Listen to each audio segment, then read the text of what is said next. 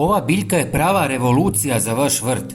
Zamislite biljku koja donosi dvostruko veći urod od krumpira, zahtijeva minimalnu brigu, a uspijeva gotovo svugdje.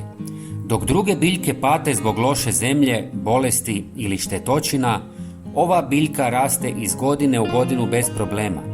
Nema potrebe za prskanjem, okopavanjem ili prekomjernim gnojenjem. Njezini hranjivi gomolji, puni vlakana i nutrijenata, mogu se brati u bilo kojem trenutku, čak i usred zime. A jednom zasađena, ostaje u vašem vrtu zauvijek. Ova biljka je jeruzalemska artičoka, poznata i po svojoj iznimnoj otpornosti na sušu i loše vremenske uvjete. Što više berete, to bolje raste, čineći je savršenim rješenjem za svakog tko želi bogat vrt bez puno truda. Jeruzalemska artičoka je nevjerovatno hranjiva, bogata željezom, kalijem, fosforom i vitaminima C i B skupine. Osim toga sadrži inulin, probiotičko vlakno koje poboljšava probavu i regulira šećer u krvi. Spada u trajnice s podzemnim gomoljima koji izgledom podsjećaju na đumbir. Ima bijelkastu boju i nepravilan oblik, a na donjim dijelovima su manji korijenčići. Zbog tanke kožice, gomolj se brzo suši nakon vađenja. Korijenski sustav može doseći dubinu od 1 metar, dok stabiljka može narasti od 2 do 5 metara.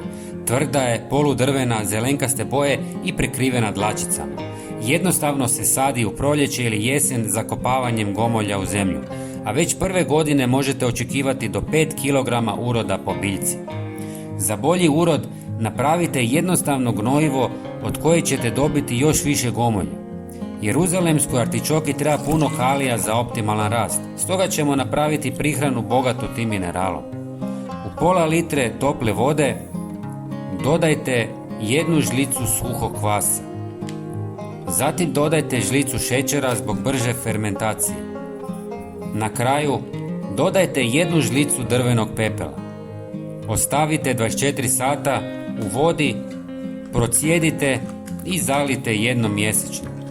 Ova biljka je svestrana i u kuhinji. Možete je jesti sirovu u salatama, kuhati kao krumpir, peći, pržiti pa čak koristiti za pripremu zdravih juha i pirea. Ako tražite biljku koja donosi obilje hrane bez puno truda, jeruzalemska artičoka je pravi izbor. Preplatite se na naš kanal, potpuno je besplatno i svaki dan donosimo nove savjete za vaš vrt. Pozdrav!